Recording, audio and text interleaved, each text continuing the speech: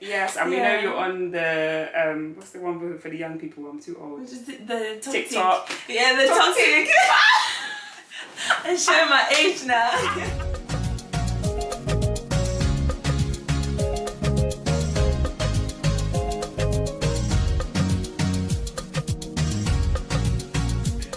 Okay, welcome back everybody to NorSpeaksOut. I'm Nor, and I am so excited today to be here with the beautiful Forever Sammy right here, another YouTube content creator who all of you need to go and follow as well.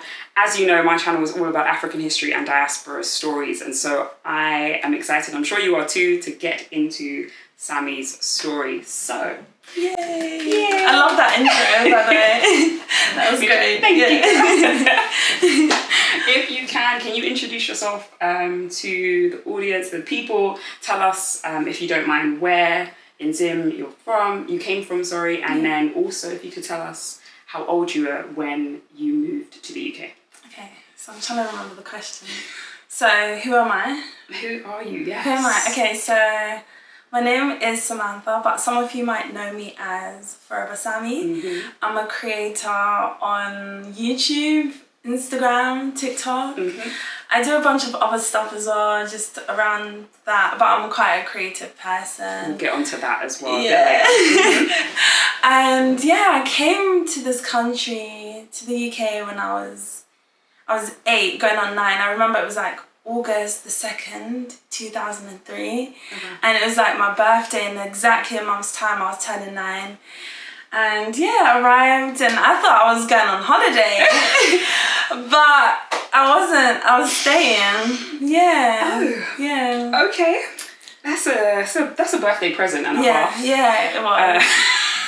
Oh my goodness. Was, yeah. Okay, so going on from that then, do you know the reason why your mum chose to leave Zim? Yeah. So my mum actually, she came out of Zim like about a year or 2 before we came here. And her reasoning was like better pay. She wanted better opportunities like for her children. Like my eldest brother was going to uni, so she couldn't like do that and then still work at her job. So she worked for the government in Zim. Okay. Yeah, and she was just like, oh, you know what, like, let me leave, create better opportunities for my kids, and that's what my mum did. Yeah. Okay. Oh, wow. And then, but for you, I'm guessing your older siblings were aware that they were coming too? Yeah, so it was actually, my mum left Zim to come to the UK. She left me and my siblings there with my grandma. So my grandma raised us well, she's always raised us, you know what I mean? But it was like mainly my grandma now. Then my brother went off to uni in South Africa. And then the rest of us were in Zim while my mum was like... And then we moved, me and my sister. Because there's 5 of us. Okay, rewind. I'm like missing parts, yeah. So there's 5 of us. I've got 3 older brothers and 1 sister. And then there's me, the last born. Okay. So my mum took me and my sister. We went over there, and the rest... everyone's just like spread out. So my other brother actually was the first to come to the UK. Then my mum joined him. Then my other brother went to South Africa. And then, I hope that makes sense. It makes sense. Yeah, okay, cool. Nice little spread. Yeah. Okay. Yeah. So you came August the 2nd, we said? August 3rd or 2nd. Okay. Yeah. August, around there. Yeah. And you were about to turn 9. Yeah. What were your first impressions of the UK? It was London you came to? Yeah, I came to London, East London, Plaistow. Plaistow! That's where I used to live, yeah. Okay. And it was lit, like it was so different. We had a house like on top of a shop. So so I was like, oh my god, this is so cool. Like I'd go downstairs, like do you remember those like million packs? Yeah, oh my goodness. Yeah, I used to like be obsessed, Jawbreakers, like started going to school in that September as well, so it was different for me. It was a big like jump. Yeah. To like being from Zim, like, do you know what I mean, living the life there and then coming here and trying to like fit in as well. So it was different. Oh my goodness, that's really interesting. So for you then, again, so you had like a month to kind of settle in again a little bit into kind of Plaistow London life. Yeah. Before you started school. Yes. And then, again, coming from Zim and now and you were in the city as well. Yeah. Although I guess you were still in a big city how was the transition for you as a 8, 10 and 9-year-old? Now we're in East London, in London. What was it? How was it like? Yeah, like, it was, like, crazy because I hadn't been exposed to all these things. So, like, I became really naughty very quickly. You are a baby child, so, I mean, you probably were, but... Yeah, like, but I was just, like, staying out late. Like, I was just, you know, just getting lost in the whole thing. Like, you know, friends and being influenced. Like, do you know what I mean? But... I think the first couple years, like, I was figuring myself out, like, okay, who am I, and, you know, what is this place? But it all happened so quickly that, like, before I knew it, like, I was a part of where I lived, so... Okay. Yeah. So you felt like you sort of assimilated quite well. Yeah. Took a few years. Yeah. Can I ask, because you feel like you've begun to sort of misbehave initially. Yeah. Were you, like, really well-behaved then in Zim? And then Kate, I thought so. Yeah, no, I don't think I was. Maybe, yeah. Are you sure? Yeah, no, I think I've always been very chatty. Okay. So I think, yeah, in Zim, very chatty, came here, very chatty. But I think the education systems are so different, whereas, like, in Zim, it's like, nah, we don't do that around here. So you know, okay, let me stop. But here, it's like, you can get away with whatever. Like, do you know what I mean? It's just banter and, yeah. Okay. And then we adjusted. We're like, oh, this East London. Yeah, I can, you know, stretch a bit. I can still chat my chat and all, okay. Interesting. Yeah, I think it's because I knew I could get away with it. That's why I continued doing it. Yeah. Okay. Very good. All right. And then so how long do you think it took you to kind of feel like, I guess, comfortable, feel almost at home now after leaving Zim? How long do you reckon it before you were like, actually no, like I've got this whole London thing on lockdown, kind of, you know, not that kind of lockdown, but you know.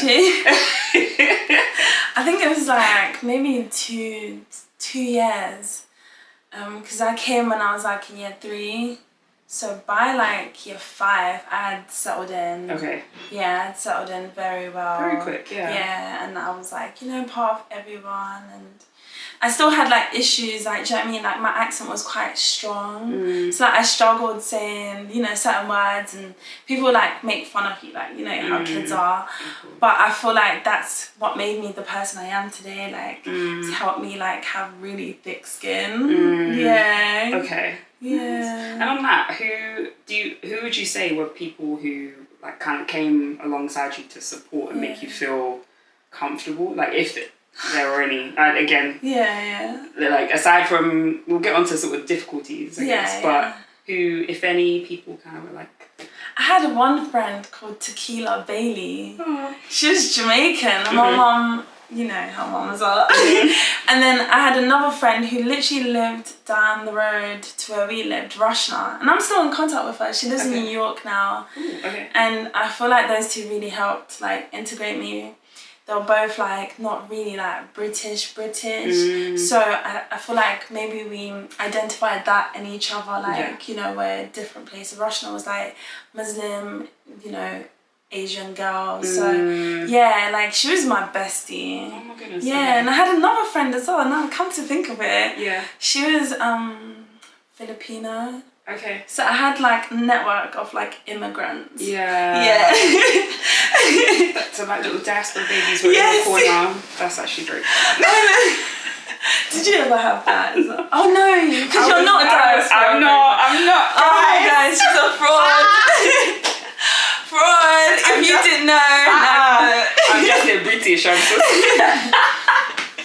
I keep forgetting. But enough about me. Okay. We're on, is it Rasna? Yeah, Rushna. Tequila. But she was spelled with like T-A, not T-E. Okay. And then Teresa. Those are the friends that I remember. And Siobhan as well. Siobhan was Nigerian. She was one of my friends. Okay. Yeah. Well, I love that. So, and it was a group of girls, and all of you were kind of in that same space when you were while you were in primary school, kind of like, okay, you know, maybe people were making fun or whatever, but like, you kind of... Yeah, we found each other. Yeah. So, I mean, some of them were like British born, but they obviously, their family were like just... Yeah. From some other place and can still identify. I'm one of those people too, by the way, but it's fine. Here we go, guys. But yeah, I'll give you that. All right. But that's cool. Okay, and so that's like primary school sort of age. Yeah. And that sort of adjustment. We kind of quickly. So before even secondary school, you were very much like settled into UK life and everything, which is good. Yeah. Okay, and those were the main kind of support system that you had from your kind of group of girlfriends, which is cool. So can I ask about like some of the difficulties you had, like then when you came, some of the issues that you faced, and just like more on the sort of like negative side of things, if there were any, if not, of course.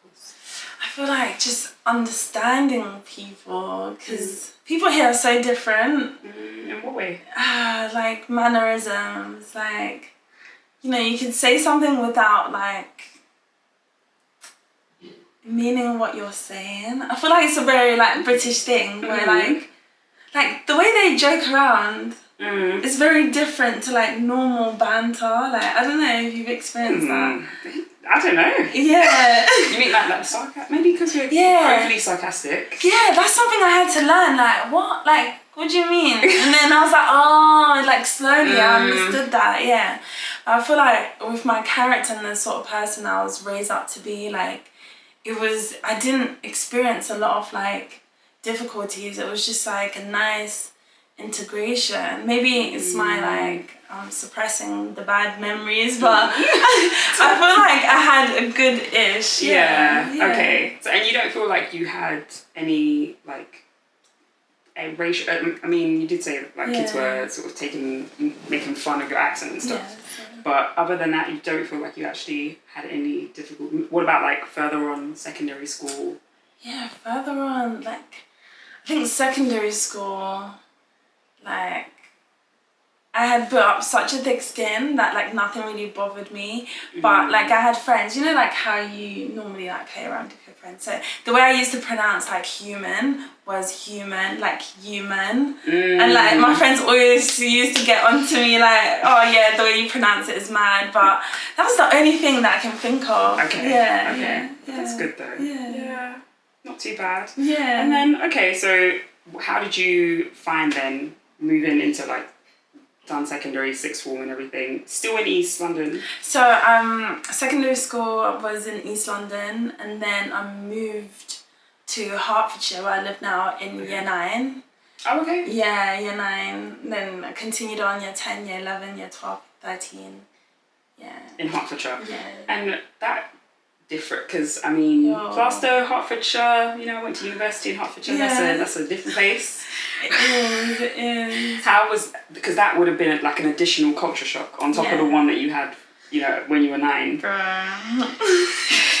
That was a culture shock, but like my mom was just like, she had enough of my behaviour and my attitude. She was like, we're leaving London because it's not good. It's not good. Oh, she blamed us Londoners for your naughty behaviour.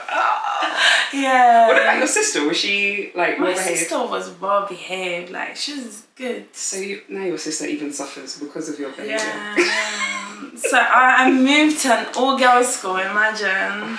So that was mad because I was like now in Hertfordshire with like all these white girls, blonde hair, blue eyes. And it was like, I think it was me. There was like, how many black girls? It was about 3.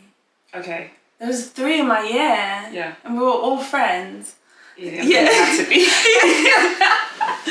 3 friends. Yeah, that's crazy. Oh my days. Yeah. Especially, I feel like Hertfordshire, 15 years ago? Yeah. 15. Was it 15 years ago? Yeah, 50 down. Yeah. I can't even imagine, what school would have been like. But that transition from London to Hertfordshire was, it was primarily because of your behaviour. But you kind of found a way, same even in Hertfordshire, I guess, to assimilate and kind of get used to things over there. Yeah? Yeah. And it was okay, it didn't feel... No, it was good. Like, I really enjoyed it. I had friends with, like, swimming pools. And like we used to go to like under 17s nightclubs and stuff like that. Hey, high life. Yeah, high life. So it was different, and I feel like I learned quite a lot from just being around those people, because it wasn't like Londoners, like, you know, because I used to live in like, not saying there's anything wrong with Londoners. I saw you holding your breath there, like. Just continue, please. Yeah, so it was like more like, I don't know, like middle class, like sort of people. So it changed like my perspective. No, go on. Yeah, forgive me. So it was like, yeah, middle class, and I was like, you know, around there, like shaped like my accent as well, like became more, you know, I articulated myself better. Yeah. And I wasn't saying the, I was saying the. Yeah. Yeah. That's what you use, right? Yeah. It was like less slang, and but then it was like the people now in London are like, why do you speak like that? Like, so it's like, oh God, like I never like belong anywhere. Do you know what I mean? The white people I went to school with didn't see me as one of them, but like the black people, my friends, saw me as like someone who's changing and who's not a part of them. So I feel like that's always been like a constant theme in my life, where it's like, even though I'm from Zimbabwe, like when I go back to Zimbabwe, like people are like, no, like, you're not Zim, are you? Do you know what I mean? I always get questions, especially on TikTok, like, are you really like Zimbabwean? And it's like, I feel like it's always like, I don't belong anywhere. Yeah. Oh goodness. And how is that then? Like, just again, having moved from quite a few different places.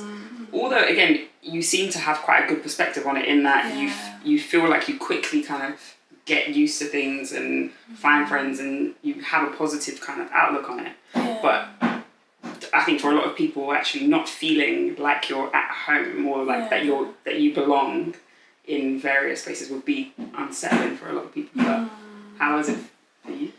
Oh, I don't know, like I feel like home's always been inside for me. So like wherever I am, like that's where home is.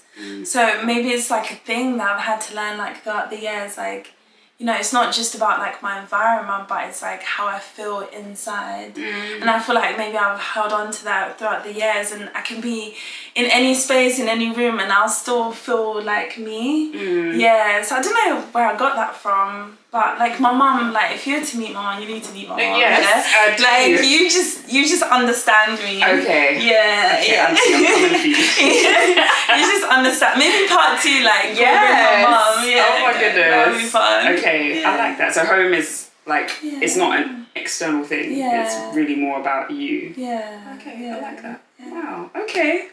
Cool. Yeah. I'm impressed. I love the transition you made from Zim to East London, to Plaistow, and then to Hertfordshire, and just the way you settled in each of those environments, and again were home regardless in yourself. I really, really love that.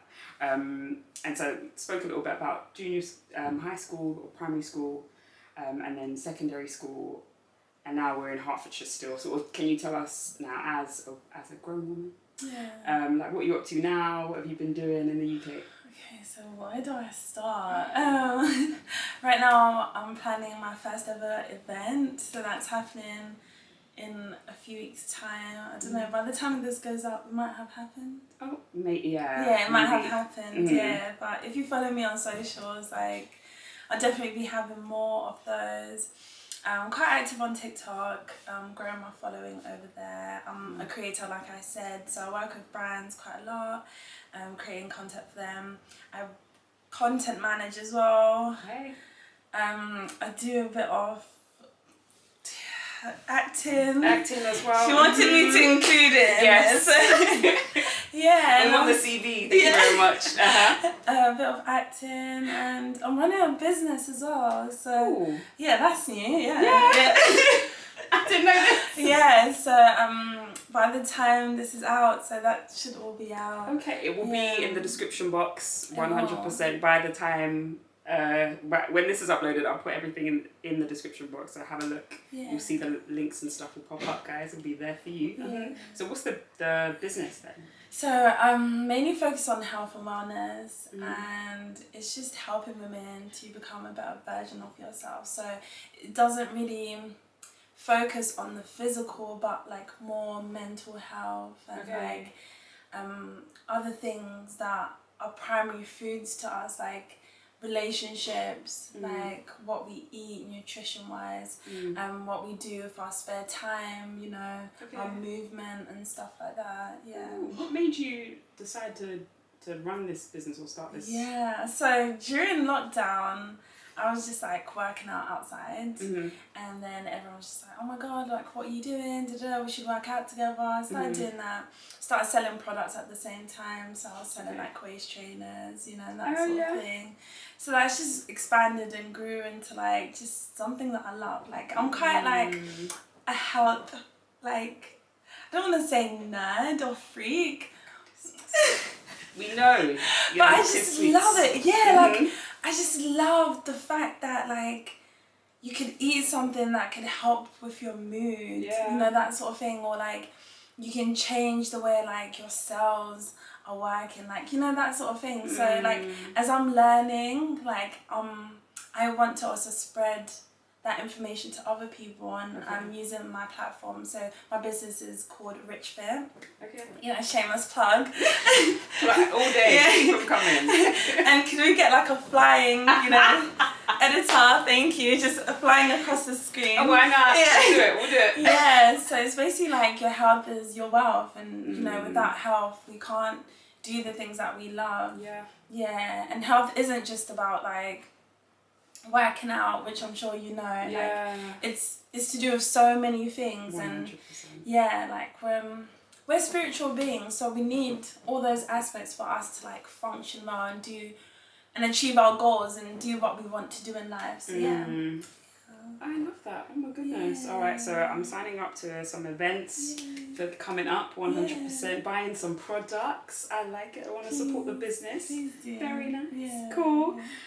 Another question to ask then. So in terms of having experience being a diaspora child, what advice would you give to parents or people who maybe are about to become parents, thinking about bringing their kids from Zim, from other places on the continent, or maybe people who are here and again are like about to have their children or something? What advice, recommendation would you give them? Okay, that's a difficult one because like I'm obviously not a mum yet, but like being a child coming from Zim, I can definitely say like just being able to like have that open line of communication with your parents like makes such a difference, because you don't want to go out there like and then have your friends' kids like teaching them about life when you should be doing that at home. And I felt like sometimes like parents in the diaspora, like they're working so hard, you know, to provide food, to provide a roof and, you know, all that stuff. And sometimes that communication can be a bit broken down because maybe they're not at home as much. So I'd say like definitely like touch base with your kids, like find out who their friends are, like do you know what I mean? Like just little things like that. Find out like what they like doing. Find out where they like going to, because that could make the difference in between like your child not being open and like being secretive to you. So I'd say that, because like my relationship with my mum has definitely improved now. Maybe because like with age and stuff, but before like I used to be so shook of my mum. Like I wouldn't tell her where I'm going, like she'd message me, and like this was when I was like 16, 17, and I used to be naughty. I did say it, guys, but yeah. So like I would just like ignore her, like do you know what I mean? But I didn't realise at that time that like it's just good to like talk. And maybe like when you're 16, 17, you might not want to talk, but like just encourage like, encourage that open line of communication and find out like what's actually going on. Okay. I like that. advice. Okay, so now keep that open line of communication if you can. Yeah. Try and be like as involved as much as possible. Yes. Even though we're working hard and everything as well. I like it. Yeah. Okay, cool. What about for any as an adult, any young people maybe or adults in Zim on the continent thinking about coming to the UK in a similar sort of with a similar mindset, maybe like your mum had, better opportunities maybe here. What advice would you give to people back home thinking of coming in? Yeah, I'd say 100% do it. Like, if you feel called to, then do that. Like, because it's hard to say, like, I don't want to say, don't come to the UK, like, it's not good, like, everyone's always working, blah, blah, and then I'm here, like, do you know what I mean? It's kind of like sending off, like, a bad message, but if you feel like you want a change in your life, then do it. Like, make the steps to, like, there's so many, like, different avenues of like actually getting into the country. Like, you get a sponsorship or I don't know, like different other things. So like just research and know exactly like what you're getting yourself into, and then like why not, like come, come explore, come find these opportunities, but do some homework beforehand. Do homework, but definitely like if it's a thought, if it's an idea, then that means like it's something for you, so do it. Okay, I like it. And then, all right, this would be the penultimate question. I don't want this to end. I know. What advice would you give? Because for having moved over here, I guess you were a young person, fine, but in terms of how, in your opinion, how best do you think we can support our family members on the continent, or in other, if they're in the Caribbean, for example, how we can support them from here, or other places in the West? What advice would you give for people here to support their family members back home? Yeah, so I would definitely say like, don't forget about your family back home. Like, I know, especially in this economy, like it's hard to be able to like send money and things like that, but if you're not able to do that, then be there for your family. Like, remember birthdays, like send messages like, hey, how are you? And this is a thing that I'm still learning, because like my family's all over the globe. I've got like brothers in South Africa, another brother in Zim, my other brother's in Manchester, so like we're everywhere, but like just try to be there for people, because sometimes all someone needs is like, hey, like I'm thinking about you, and it just lightens up your mood, or That's like true. It helps you go through the week. But definitely like if you can help them in like a financial way, maybe like sending like £50 or like 20 quid here and there, then I'll say do it. Like, I mean, if you can, if you've got the resources to, but like don't obviously kill yourself like trying to send money. What do you think about this? Oh, you're cheeky. I love the, like, obviously remember your family, keep and sort of make sure you're keeping in contact. And now it's so much easier for us. I remember the days when mum had to buy calling cards of crazy price, and they cut off after a 5-minute conversation. Like WhatsApp is there, praise the Lord. Amen. Facebook, all of that. Like, we've got so many options, and internet is far more available. So definitely a good thing. I think I would stray away from sending money back home, particularly for younger people and young adults, and not young adults, maybe just adults all round, where I think to some extent it produces a sort of expectation that we are so wealthy, or the Queen is just dishing out pounds, and almost in a way whereby actually they don't need to work, they don't need to put some actions or get up and work, do something, but also even to think, okay, this is the situation I'm in, I don't want to be in this situation, how can I improve myself and my environment, my situation. But I think then it's almost like they're dependent on us, and I think that's not really what I would encourage, I think, actually. But Yeah. again, support where you can support, and if it's, you know, helping people, if it's like schooling or maybe this training program or whatever, but I would lean away from actually sending money on a regular basis, more so, okay, if you want to do something, you've got a business idea or something, actually tell me about this business idea, how can I help potentially, but there needs to be more of the, I think we need to push independence individually.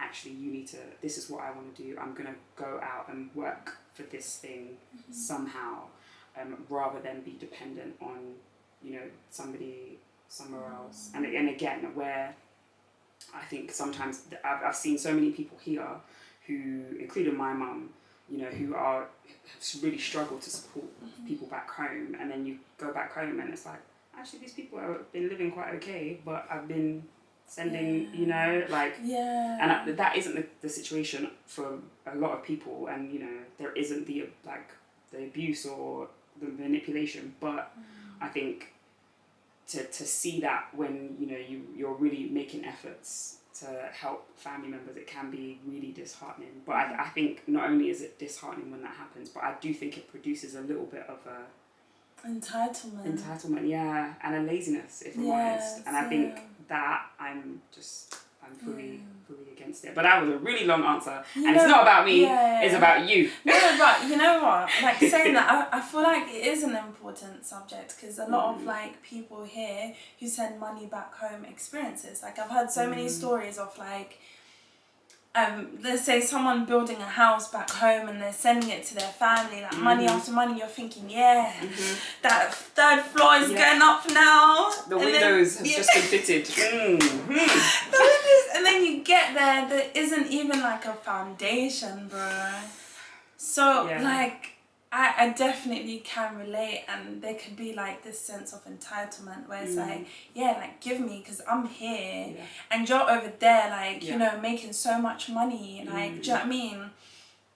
So it's difficult in a way where it's like, you have to find a balance, like, and I always tell, not even just my mum, but, like, everyone, like, okay, do things out of the, like, kindness of your heart, but don't take away from yourself, like, don't then suffer and say, oh yeah, like, why did I do this, like, why did I try and help this person and then this has happened, you know, do it, like, knowing that whatever happens, like, you're still good, fine. You're still fine. So I agree, like, so many stories I've heard, so many things, people buying farms and then getting there, there's the deed's name in their name, so I don't know. Do you think there's hope for us? It's hard. There's definitely hope. There's always hope. And I think maybe it's that sort of positive side of me as well, where I'm like, you know, there's something I think that's in us, that I think the Lord has put in all of us, you know, to desire